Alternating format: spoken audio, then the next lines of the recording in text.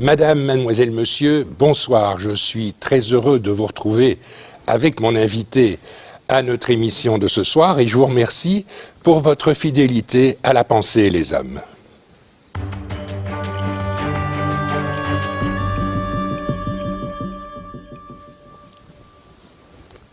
Nous allons, à notre émission d'aujourd'hui, évoquer la question de la mort.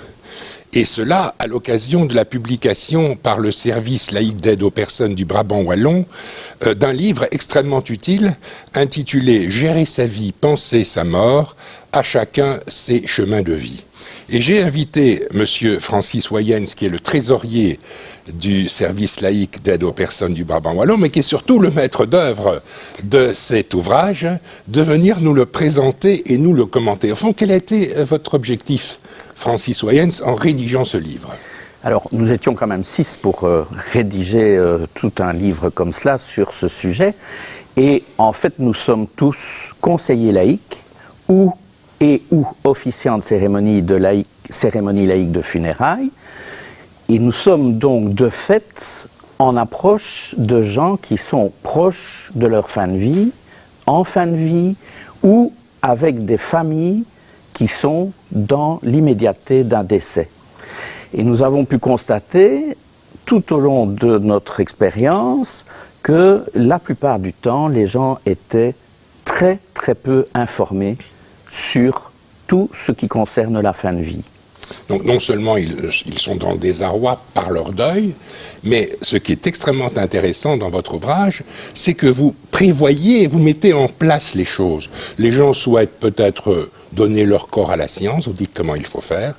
Les gens souhaitent faire des dons d'organes. La famille souhaite organiser une cérémonie laïque. Toutes les réponses à ces questions se trouvent là. Mais je voudrais vous interroger un instant sur le rôle du conseiller laïque dans cet accident, dans cette horreur qu'est souvent pour la famille le décès de quelqu'un. Comment allez-vous les soutenir? Comment allez-vous les aider? Qu'est-ce que vous pouvez leur apporter?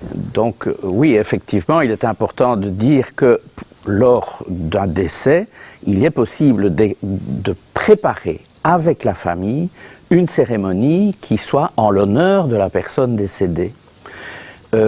C'est une préparation que nous faisons en une soirée, parce que nous avons généralement peu de temps entre le moment du décès, le moment où nous sommes prévenus. Oui, le décès est souvent inopiné. Voilà. Et donc, et le moment où nous avons l'occasion de faire cette cérémonie, qui peut se faire dans une maison de la laïcité, éventuellement, ou un funérarium, en cas de crémation, c'est au crématorium. Là, c'est au crématorium. Et donc, nous devons généralement, en une demi-heure, pouvoir faire quelque chose qui soit en l'honneur de la personne décédée. Non seulement en l'honneur de la personne qui est décédée, mais peut-être aussi de soutien à l'égard des personnes qui sont là. Dans quelques cas très rares, les gens sont très contents de voir disparaître quelqu'un qui a été assez négatif dans sa vie. C'est pas la situation habituelle. En général, les gens sont dans la tristesse, sont dans la peine, sont dans le désarroi, sont aussi parfois complètement perdus.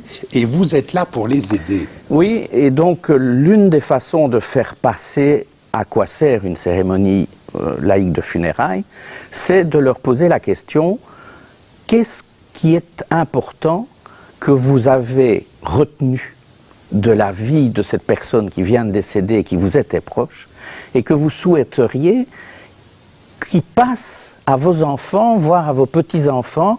Bref, qu'est-ce que la personne a apporté pour le progrès de la famille en question, et qu'est-ce qu'elle a apporté pour le progrès plus tard de l'humanité, si on parle au sens large du terme. Et donc on parle effectivement des valeurs qu'il a apportées, des valeurs qui sont contenues dans la famille en question, parmi les amis aussi, parce qu'on associe parfois des amis ou des collègues de bureau, suivant qui veut venir pour s'exprimer lors de cette cérémonie.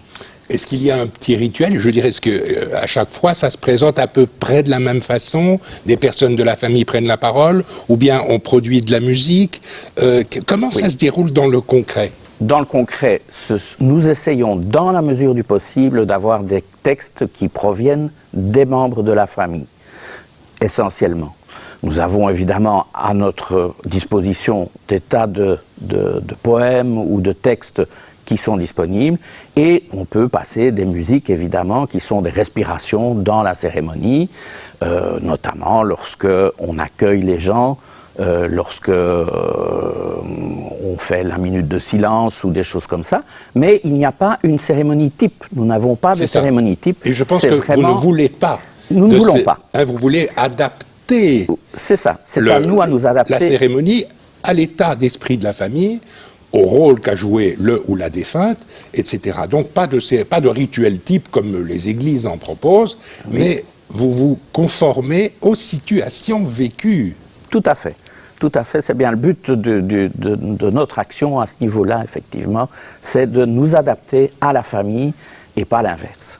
Alors cet ouvrage que j'ai en main, on peut l'obtenir, on va voir à l'écran l'adresse mail auquel on peut le demander, c'est un ouvrage qui est tout à fait gratuit, qui est super bien fait, et ce qui je trouve est une excellente idée, c'est qu'à la fin de l'ouvrage, vous donnez un certain nombre de feuillets, et vous allez expliquer, peut-être pour ceux qui nous écoutent aujourd'hui, ce que contiennent ces feuillets. Alors, il y a 11 fiches qui vont de la partie bien vivante de la personne, c'est-à-dire du choix des services d'aide à domicile, par exemple.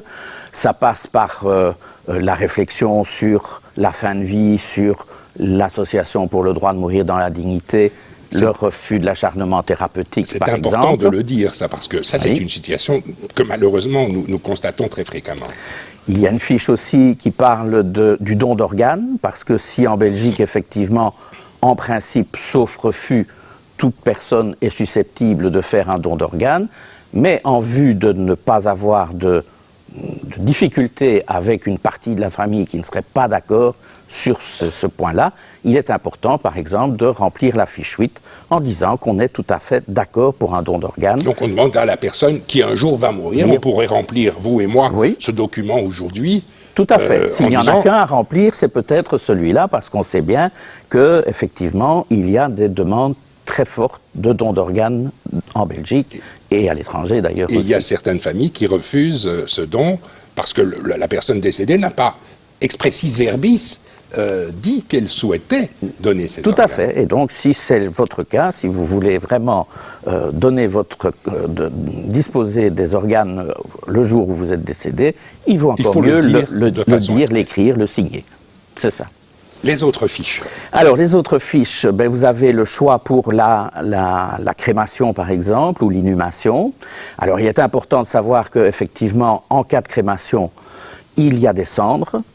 Ces cendres, soit sont dispersées dans le cimetière proche de l'endroit de crémation, soit vous voulez les reprendre. Eh bien, il est important de savoir... La loi autorise à la famille de reprendre les cendres. Alors, justement, il faut pour ça un écrit de la personne qui est décédée disant qu'il accepte que ces cendres soient remises à un fils, une fille, une épouse, mais donc que la famille puisse disposer des cendres pour pouvoir reprendre ces cendres et les disperser là où bon semble la famille.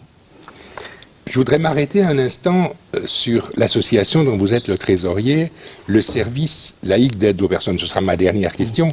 Au fond, quelle est l'action de ce service laïque d'aide aux personnes? Ce n'est pas seulement l'organisation de funérailles laïques. Non, c'est l'aide aux personnes. Il est important de le savoir aussi. L'aide aux personnes, ça va aussi en clinique et ça va dans les maisons de repos et de soins.